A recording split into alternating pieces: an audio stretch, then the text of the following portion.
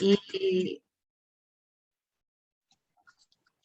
conscientes de estar en la presencia del Espíritu, nos tomamos este tiempo, el inicio del trabajo de la mañana, para tomar conciencia de esta presencia de Dios en nuestras vidas. De la presencia de Dios en nuestros caminos, fortaleciendo y animando cada uno de nuestros pasos. Y acogemos la invitación del Espíritu a aprovechar intensamente esta hora de desafíos, pero sobre todo esta hora de gracia. Y pedimos un nuevo Pentecostés en nuestra América Latina y el Caribe, en nuestro Perú, en nuestra zona norte, que redespierte nuestra vocación misionera y aliente la vivencia de una iglesia en salida, impregnada del estilo sinodal.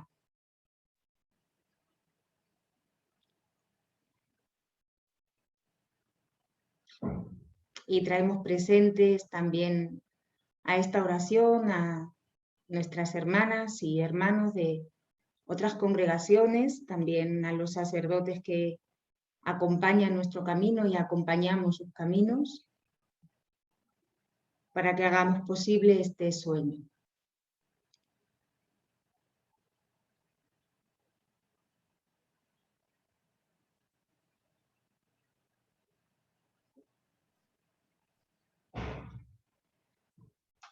Y nos invitamos en un primer momento a compartir la vida, tocar la vida.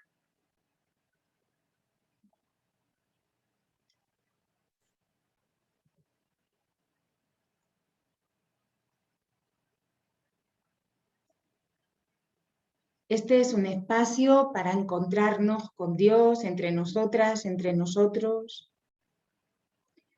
Nuestra vocación misionera lleva implícito el anhelo de recuperar la capacidad de sentirnos hermanas y hermanos, habitando un mismo territorio, compartiendo buenas noticias y cuidando los unos de los otros, como Dios nos ama, como Dios nos cuida. Tejer relaciones para transformar esta casa en una casa común, donde todas y todos tienen un lugar.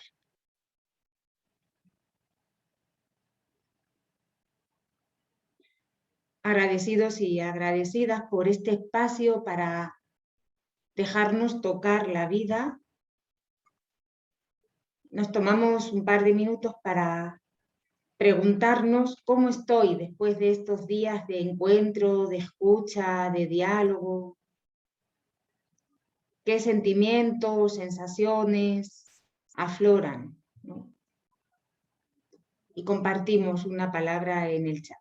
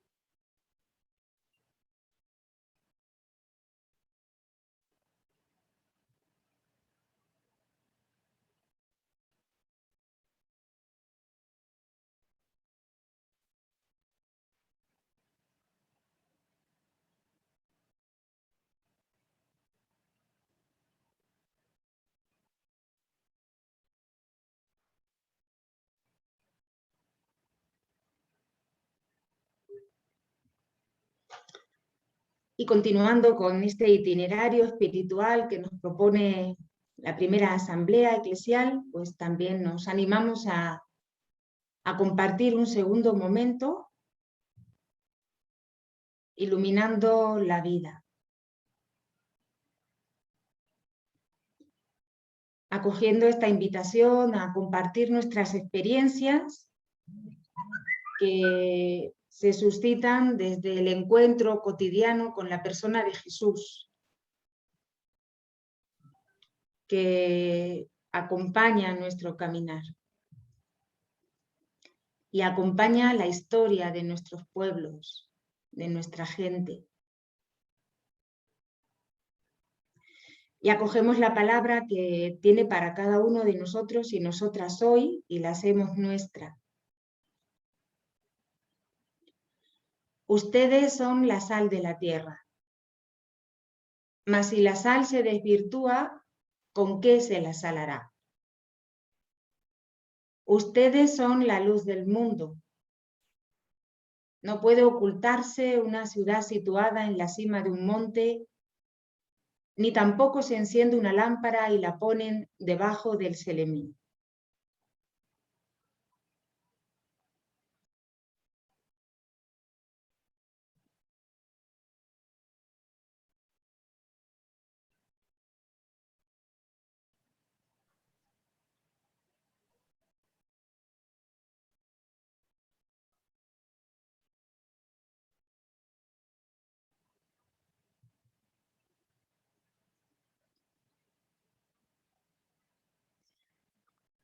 Ya somos, ¿no? Y ya estamos con dificultades, con ambigüedades, con incoherencias, pero creyendo profundamente en la utopía de lo fraterno. Hemos compartido misiones, hemos compartido sueños en el día de ayer. Estamos y somos evangelio, viviendo, respirando sinodalidad, aunque a veces quizás no la reconozcamos del todo. Sinodalidad en perspectiva del reino, con este deseo acompañado del Espíritu para que todos y todas sean felices, todos y todas saciados, haciendo realidad esta mística del cuidado.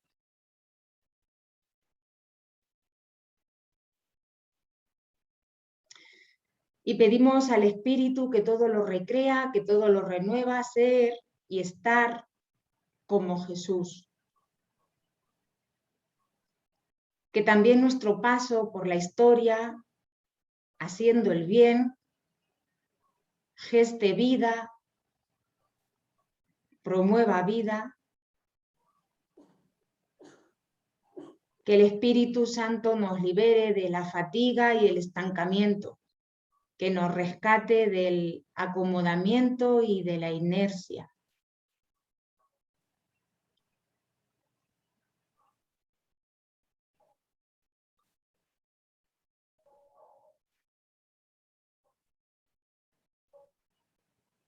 Ser y estar como Jesús.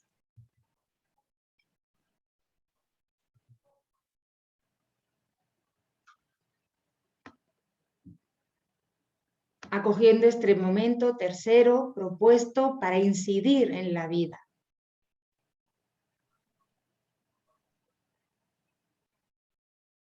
El proceso de escucha de la Asamblea Sinodal ha sido una oportunidad.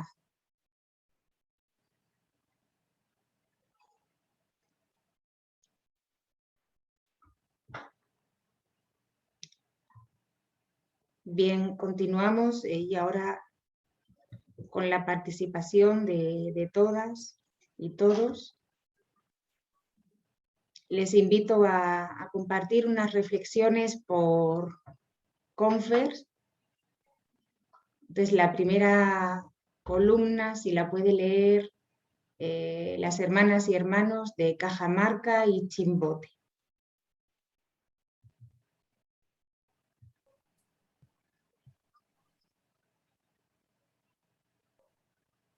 Si pueden activar sus micrófonos y leer juntos.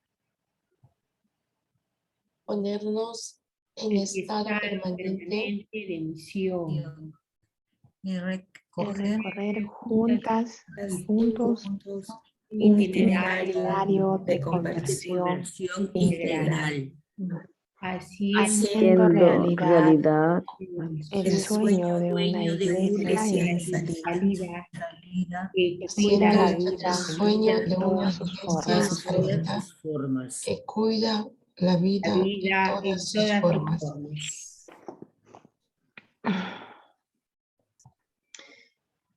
Invitamos a los hermanos y hermanas de Chota, Chulucana y Huaraz para que puedan leer la segunda columna.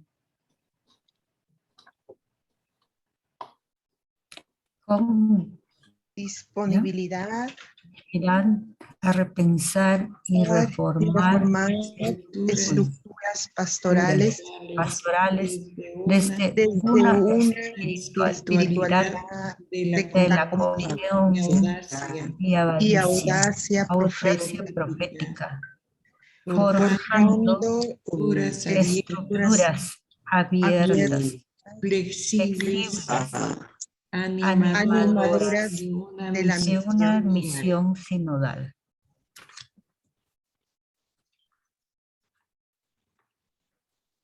Invitamos a los hermanos y hermanas de Jaén, Piura, Trujillo y si alguien se ha podido conectar de Chachapoyas para compartir esta tercera columna. Saliendo al encuentro de tantas hermanas y hermanos, familias, comunidades y pueblos para comunicarles y compartir el don de la persona de Jesucristo que ha llenado nuestras vidas de sentido, de verdad y amor, de alegría y de esperanza. Interiorizamos un momento desde el espíritu que compartimos, este deseo de incidir en la vida como vida religiosa de la región norte.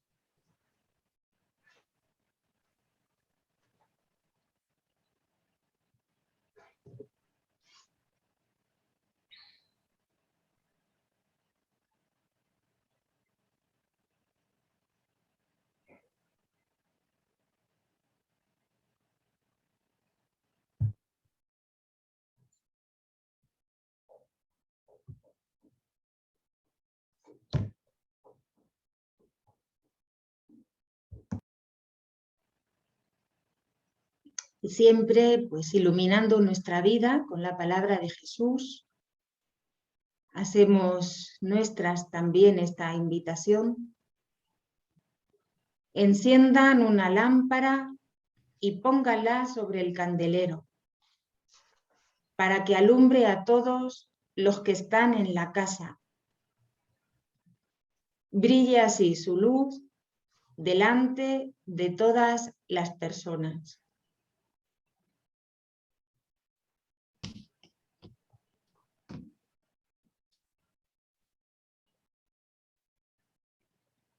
Que así sea. Gracias por este momento compartido y desde la presencia del Espíritu continuamos con la reflexión de la mañana. Amén. Amén. Gracias, hermana Glafira de Confer Chachapoyas. Amén. Hermosa oración que nos centra en lo esencial y está iluminando nuestro día. Gracias. Gracias, Bien. Glafira. Gracias por la oración. Acá al costadito estamos con Soco, porque la luz está un poco difícil. No hay luz, pero sí en este celular chiquito estamos. Ay, bienvenidas. Muy bien, gracias. Bien, ahora le damos la palabra a la hermana Elizabeth que va a presentar al ponente de este día. Adelante, hermana. Bueno, continuando en este momento de encuentro, tenemos con nosotros al padre Juan Lidón. Pertenece a la Orden de San Agustín. Realizó estudios de maestría en Teología Sacramental y Eclesiología, doctorado en Misionología. Y actualmente es rector de la Universidad Católica de Trujillo. Padre Juan, adelante, padre. Muy bien. Bueno, muy buenos días a todos. Es un privilegio para poder compartir un poco hoy en este encuentro de Confer de la región norte. Como ya se mencionó, soy Juan José Laydon, agustino, natural de Canadá, pero tengo 37 años en el Perú. Todo mi ministerio es en el Perú, ¿no? En la región norte, en Chulucanas y en la Libertad. Entonces, un gusto, voy a compartir la pantalla aquí para comenzar. Yo mencioné antes, cuando me invitaron, que podía colaborar hasta poco antes de las 10 por un compromiso que tengo de la misa. Entonces, el tema que me han pedido un poco es estos desafíos de la sinodalidad. Espero no repetir, no estuve ayer, pero espero no repetir cosas que ya han mencionado los otros ponentes, ¿no? Primeramente, recordar lo que nos dice el Papa: el camino de sinodalidad es el camino que Dios espera de la Iglesia en este tercer milenio. Y lo que es la sinodalidad, recordando que no es nuevo en ese sentido, ¿no? La Comisión Teológica Internacional dice que sínodo es una palabra antigua, indica el camino que recorren juntos los miembros del pueblo de Dios. Remite todo, a lo tanto, al Señor Jesús, que presenta a sí mismo como el camino, la verdad y la vida. Y el hecho que los cristianos, sus seguidores en su origen, fueron llamados los discípulos del camino. Entonces, en sí mismo, la sinodalidad está de recuperación de una iniciativa inicial de Jesús, el camino, y los seguidores de Jesús, que eran los discípulos del camino. El Papa Francisco comentaba en una entrevista, ¿no? Una imagen de la iglesia que me complace es la del pueblo santo fiel a Dios. Es la definición que uso a menudo. Dios en la historia de salvación ha salvado un pueblo. No existe identidad plena sin pertenencia a un pueblo. Nadie se salva solo. El pueblo es sujeto. Y la iglesia es el pueblo de Dios en camino a través de la historia con gozos y dolores. La iglesia como pueblo de Dios, pastores y pueblo juntos. La iglesia es la totalidad del pueblo de Dios, ¿no? Y esa es la base teológica, se puede decir, de la sinodalidad, ¿no? De esta idea que toda la iglesia, todos los bautizados, estamos parte de esta iglesia. Y esto brota en una manera especial en el documento Lumen Gentium del Concilio Vaticano II. Si miramos al esquema original que fue preparado por la comisión preparando el concilio, el esquema de la iglesia que ellos presentaron era como se puede usar como una idea de gráfico de un pirámide, ¿no? En el cual Cristo está encima, obviamente bajo Cristo es el Papa, bajo el Papa son los obispos, bajo los obispos los sacerdotes, bajo los sacerdotes los religiosos, bajo ellos el pueblo de Dios, ¿no? Entonces, esta iglesia es la pirámide que enfatiza y sobreenfatiza como una dimensión jerárquica, ¿no? Y ese esquema está rechazado por el concilio y ellos optan por lo que podría llamar quizás el gráfico a la derecha, el círculo, ¿no? Donde todos somos igualmente bautizados, todos somos igualmente parte de la iglesia, aunque cada punto del círculo es diferente, ¿no? Hay funciones distintas, misiones distintas, pero ninguno es encima del otro, todos juntos forman este círculo. Entonces, esta idea del círculo y la circularidad, ¿no? Que es parte del tema de la sinodalidad, ¿no? Verdaderamente brota de esta visión de la iglesia como pueblo de Dios que encontramos en Lumen Gentium, ¿no? El Papa utiliza esta expresión pueblo de Dios 22 veces en Evangelii Gaudium, que es su mirada pastoral, ¿no? Entonces hace evidente su lugar permanente en su reflexión eclesiológica, ¿no? Es un caminar juntos, es ser un sujeto comunitario que incluye todas y todos los creyentes, ¿no? Y esa es la base de la sinodalidad. Hay grandes obstáculos en la realización de una iglesia así, ¿no? Y siempre va a presentar obstáculos que tenemos que determinar con la fuerza del espíritu, la superación de los obstáculos, ¿no? Uno es el clericalismo o autoritarismo, ¿no?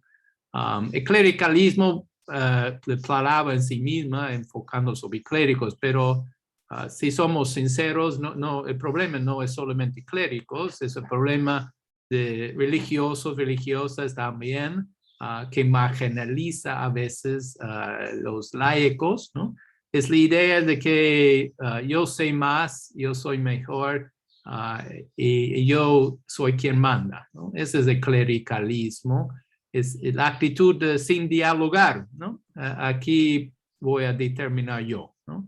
Entonces, ese es un gran obstáculo frente a la sinodalidad, ¿no? Otro es el obstáculo de siempre igual, ¿no? Siempre hemos hecho así, siempre ha sido así, ¿no? Es la falta de visiones nuevas, es la falta de ver la vida de la iglesia, la vida religiosa, en un paradigma de constante lectura de los nuevos signos de los tiempos, ¿no? Entonces, una actitud sin visiones nuevas. Ese es otro gran obstáculo, ¿no? Y la comodidad, ¿no? Estar cómodos donde estamos sin sentido misionero, sin la idea de ir a lugares más difíciles, más desafiantes, ¿no? Entonces, esos tres obstáculos nos presentan en la vida de la iglesia, la vida religiosa en particular, ¿no? Y tenemos que reconocerlos y ver las formas de superarlos, ¿no? Y allá viene este principio importante, el principio de circularidad que mencioné con Lumen Gentium, ¿no? La idea de que todos colaboran, todos son parte de la ida y la vuelta, ¿no? El documento de Puebla subrayaba esto en una expresión más novedosa de la época, en el año 79, ¿no? De que el pueblo evangeliza la iglesia a través de la religiosidad popular, ¿no? Entonces, antes siempre hablaba de la iglesia que evangelizando el pueblo.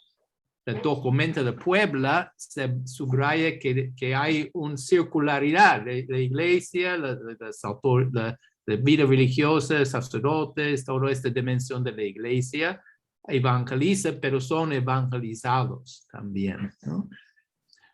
Y en Evangelii Gaudium vemos el Papa mencionando que el pueblo nos enseña bastante y debemos ponerlo atención como lugar teológico. Entonces, el mismo pueblo es el lugar teológico. El lugar teológico es el lugar donde Dios nos habla, ¿no?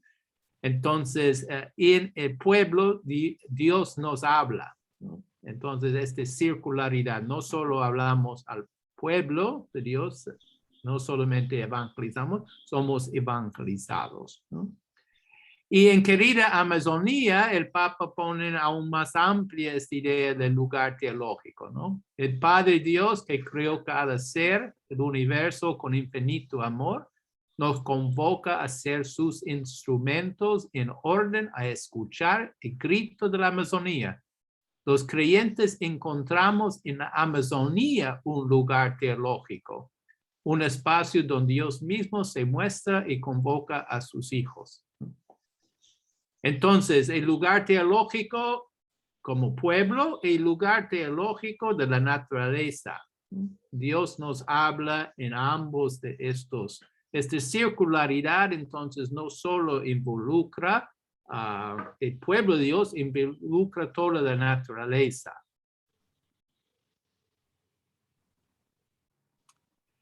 La escucha y el discernimiento, la circularidad virtuosa entre sensus fidei y magisterio. Esta habla el Papa en el documento marcando 50 años de la vida de Sínodos, ¿no? que salió del Concilio Vaticano II, ¿no? Entonces, esta idea de escuchar y discernir juntos, ¿no? Entre fieles, sensus fidei, y entre los que tienen un papel de magisterio, que es muy amplio en sí mismo también. Hay el papel de magisterio de obispos, el papel de magisterio anterior también de teólogos, y todo este papel de enseñanza que es parte de la iglesia que enseña, ¿no? Entonces, hay esta importancia de mantener este flujo constante, ¿no? Entre la iglesia que enseña y la iglesia que escucha, que aprenda, ¿no? El sensus fidei, los fieles, y el rol propio de la enseñanza, ¿no? Y él menciona 3 palabras claves, ¿no? Caminar juntos, escuchar y reflexionar, ¿no? Y de eso él dice, el Papa Francisco dice, de eso el escuchar, el apostolado de la oreja es el más complicado, pues no siempre existe esta disposición de atender la inquietud del otro. Entonces, el gran desafío, él señala, de tener este apostolado de la oreja, ¿no? Y este es una exigencia de la iglesia de hoy, ¿no? Quiero compartir esta pequeña cita, Roberto Schreider, que escribió un famoso libro hace muchos años sobre la inculturación, ¿no? Y en él comenta sobre unos pueblos de África del Norte, pueblos nómadas, y su expresión, ¿no? Él dice, debemos tener el corazón capaz de escuchar para admitir la historia del extraño. El corazón capaz de escuchar muestra un mundo diferente, un mundo donde debemos aprender a conformar lo que está alrededor de nosotros, en vez de agarrar al mundo por el cuello, por decirlo así, formándolo de acuerdo a nuestro propio designio. Ese es un gran desafío, porque es un desafío humano. Es un desafío de realizar en la vida comunitaria, ¿no? Cuando hay 2 o 3 reunidos en la vida comunitaria, o muchos más, ¿no? Pero es un gran desafío, ¿no? De tener este corazón capaz de escuchar la opinión del otro y no simplemente imponer mi propia posición. Y es importante en la vida de la iglesia, ¿no? Cómo tener estructuras de escucha, ¿no? Para que las opiniones del otro son escuchados en una actitud de escucha atento. Y la base de esto es la humildad, la convicción que Dios habla a través del otro, ¿no? La convicción de que San Agustín tenía la expresión, la verdad no es la mía, no es la tuya, para que sea la mía y la tuya. Es decir, cada uno tiene algo de la verdad y apuntándolo juntos, allá discernimos y vemos lo que es la verdad más completa, ¿no? Entonces, esta es la actitud de humildad. El otro aporta algo para el bien de la totalidad, ¿no? Esta convicción. Es una convicción que la fe que se brota solo donde hay la actitud de humildad. Y en su documento de 50 aniversario sobre sínodos, obispos del Papa dice, una iglesia sinodal es una iglesia de la escucha, con la conciencia de que escuchar es más que oír. Es una escucha recíproca en la cual cada uno tiene algo que aprender. Uno en escucha de los otros y todos en escucha del Espíritu Santo. Entonces, esta idea de que cada uno aporta algo distinto, diferente y somos enriquecidos por este compartir, ¿no? Esta es la idea de una escucha, este corazón que escucha el otro, ¿no? Y aprecia el otro, el diálogo. Entonces, pensando en la circularidad, ¿no? Y estas tres expresiones de caminar juntos, de discernir, escuchar, podemos ver qué es lo que nos exige como religiosos en frente a la sinodalidad de la iglesia hoy, ¿no? Primero, para toda la iglesia, para nosotros como religiosos también, ¿no? Reconocer el sensus fidei como función de la inteligencia de la fe, y esto corresponde a todos los bautizados, ¿no?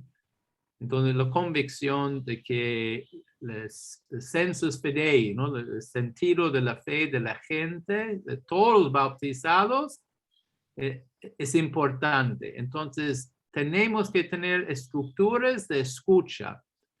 Si no, no vamos a lograrlo, ¿no? Entonces, tenemos que asegurar en nuestras comunidades, también tiene que ser interno, no solo es una mirada externa, ¿no? En nuestras comunidades tenemos que asegurar espacios de diálogo, espacios diferentes comunidades lo llaman diferentes cosas, ¿no? Nosotros como religiosos tenemos una tradición de capítulos, ¿no? Capítulos provinciales, capítulos generales, que propiamente tiene esta raíz, ¿no? De escuchar a representantes de todas las comunidades, y cada comunidad local particular tiene también sus capítulos locales, de lo que lo llaman, ¿no? Pero esas estructuras son esenciales. Si no existen estas estructuras, la escucha es mucho más difícil. Y con los bautizados, esto es importante en cualquier apostolado que tenemos, cuáles son las estructuras que hacemos para escuchar el sensus fidei, el sentido de fe del pueblo, todos bautizados. La segunda exigencia es reconocer la prioridad de los marginados. El sentido de iglesia de salida apunta hacia esto, ¿no?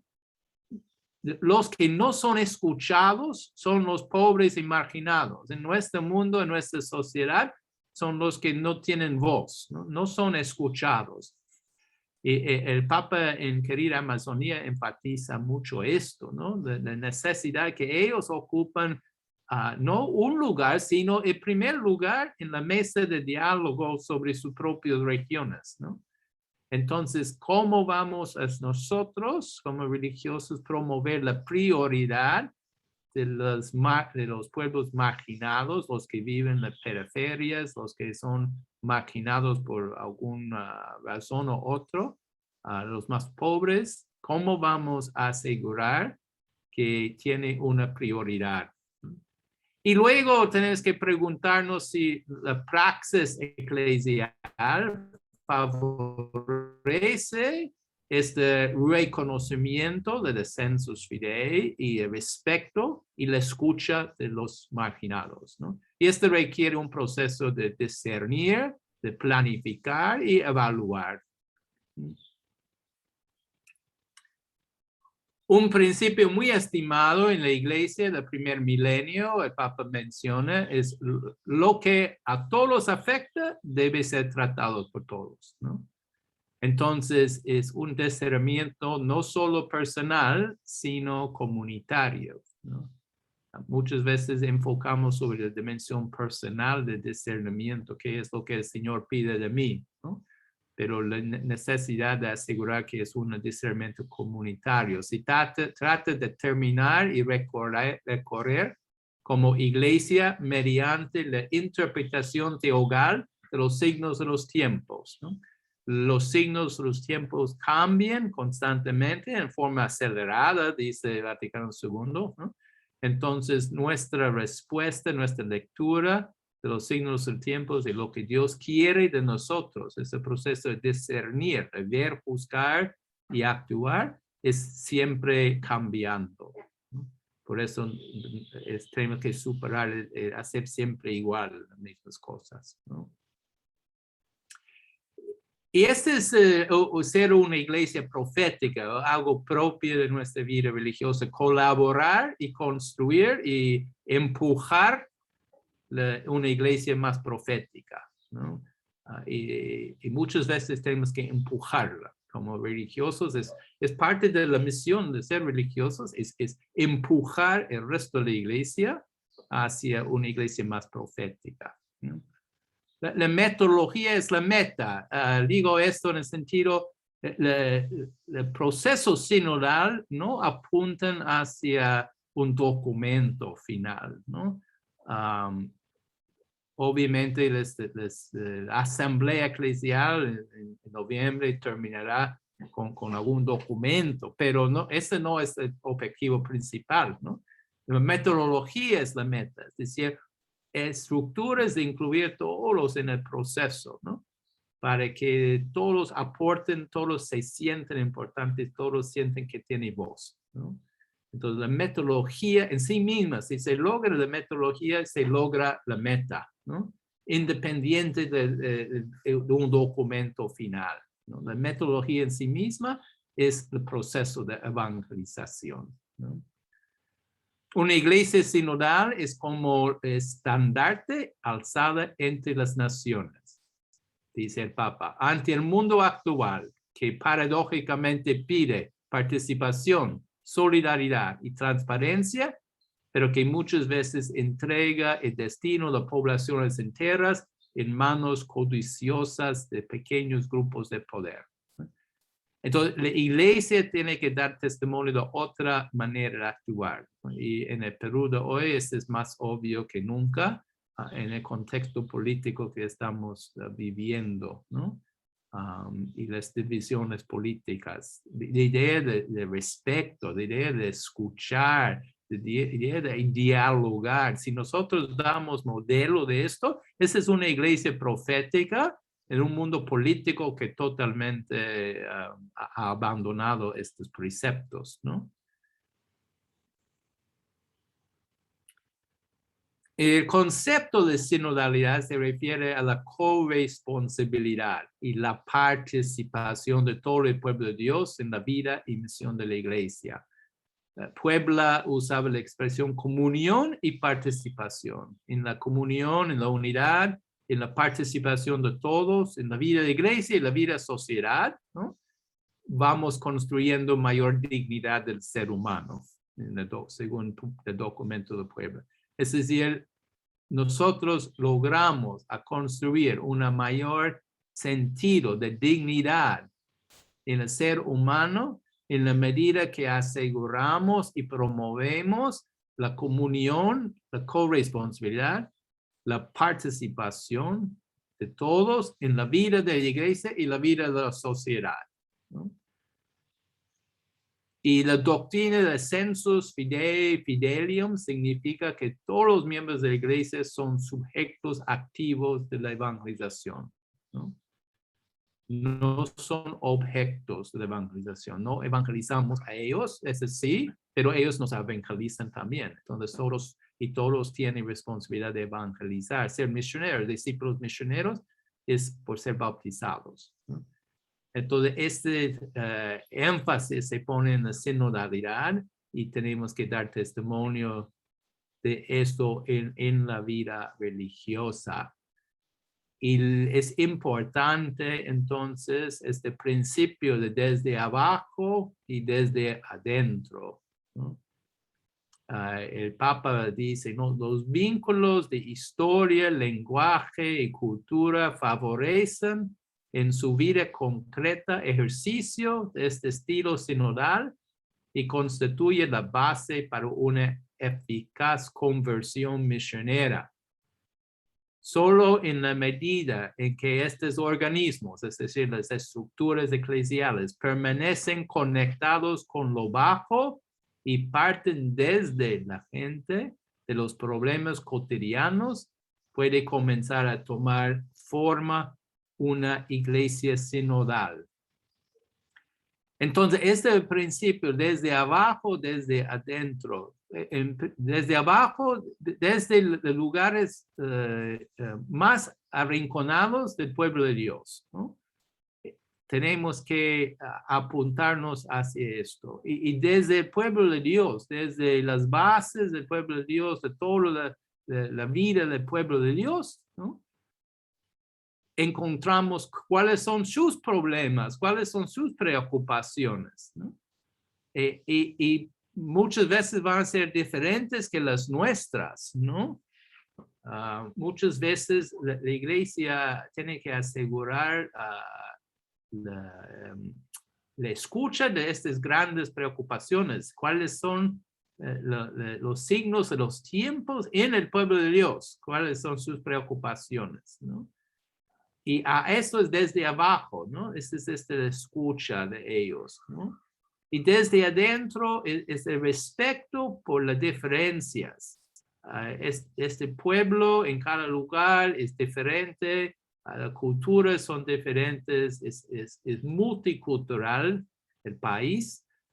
Entonces, respetar desde adentro es respetar esta diversidad, ¿no?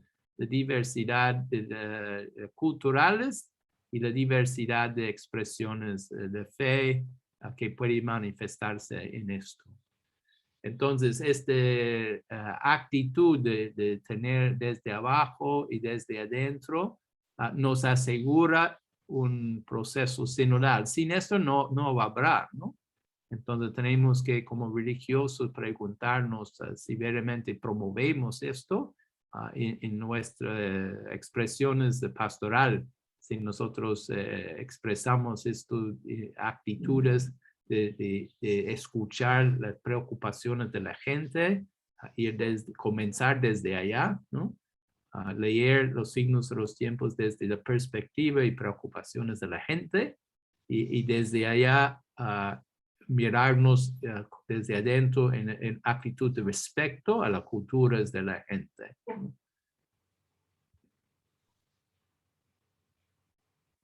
Y esto nos lleva a una conversión, ¿no? Una conversión, una metanoia, como la palabra bíblica, la conversión, ¿no? La conversión pastoral para la puesta en práctica de la sinodalidad exige que se superen algunos paradigmas todavía frecuentemente presentes en la cultura eclesiástica, porque expresan una comprensión de la iglesia no renovada por la eclesiología de comunión.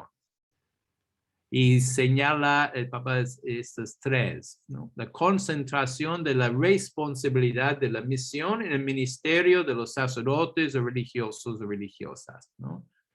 Entonces, y no excluir el pueblo, ¿no? O marginalizar el pueblo, o mirar abajo al pueblo, ¿no? Entonces, es unas cosas que va en contra de la tendencia de la eclesiología de comunión. De insuficiente aprecio de la vida consagrada y los dones carismáticos en la iglesia, ¿no? Y como religiosos ya hemos todos experimentado esto, ¿no? Aparte de algunos obispos, a veces que no aprecian la voz particular de la vida religiosa, ¿no?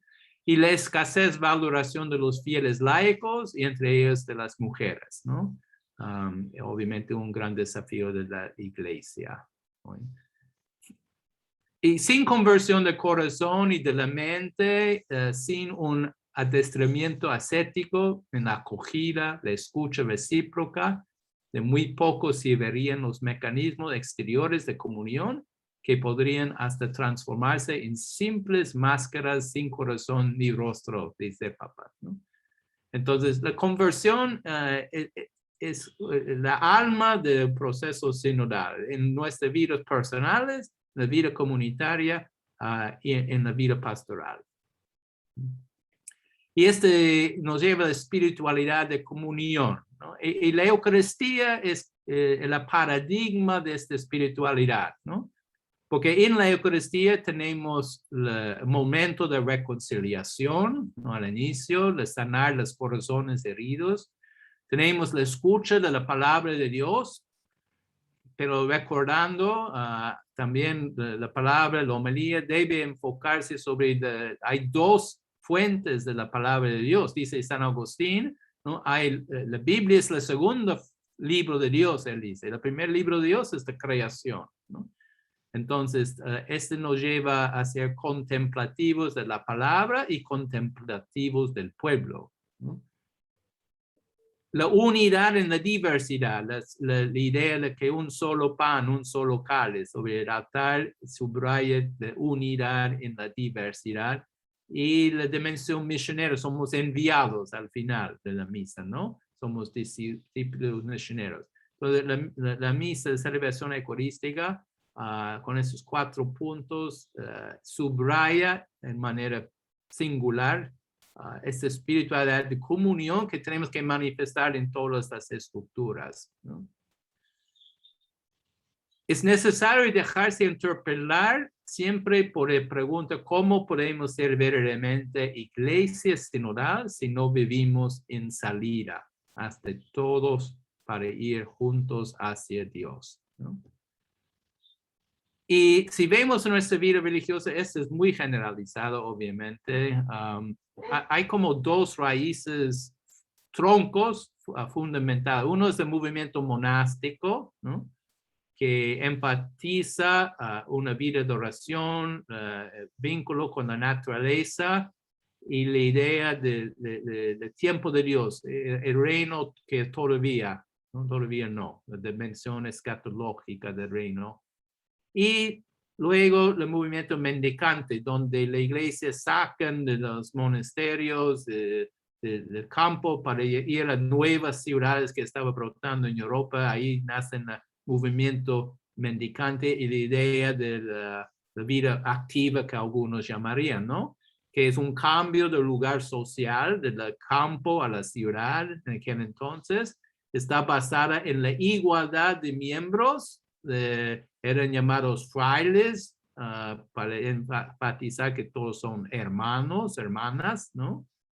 Y construyendo el reino ya, ¿no? Construyendo en el mundo el reino. Entonces son 2 troncos grandes de la vida religiosa. Obviamente en cada uno de estos troncos hay muchísimas variedades de expresión, pero más o menos marcan esto que a veces se llama de vida activa, de vida contemplativa, pero esta distinción no es muy bueno, porque todos son ambos, ¿no? Somos contemplativos en acción, sea vida monástica o vida que brote del movimiento mendicante, ¿no? Entonces, para terminar, ¿qué es lo que los hilos conductores que van a guiar nuestra vida religiosa, sea de cualquiera de estos troncos, ¿no? La monástica o la vida mendicante y lo que es posterior en todos los movimientos y la mayoría de las comunidades religiosas que nacen después del movimiento mendicante, pero como herencia de este movimiento, ¿no? Primero, usamos estas 3 palabras que el Papa señala al inicio, ¿no? Caminar juntos. Esto significa valorar a cada persona, rezar, sabiendo que la fuente de esta unidad va a ser Dios, y construir comunidades. Comunidades no caen del cielo, son construidos, ¿no?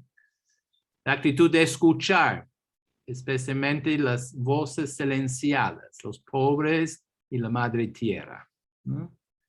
Y reflexionar, es un proceso de discernir, de lectura de signos o tiempos, planificar y luego evaluar.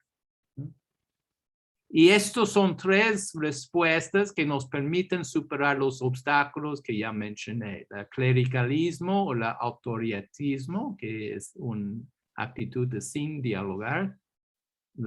Es siempre igual, que es la actitud de no tener nuevas visiones, no hacer los signos o tiempos interpretativas. Y la comodidad es no tener un sentido misionero, ¿no? Muy bien. Bueno, de nuevo les agradezco su invitación. No puedo continuar más. Como ya expliqué cuando me invitaron, podía hasta las 10. Tengo un compromiso ya mucho más antes, a las 10, no voy a tener que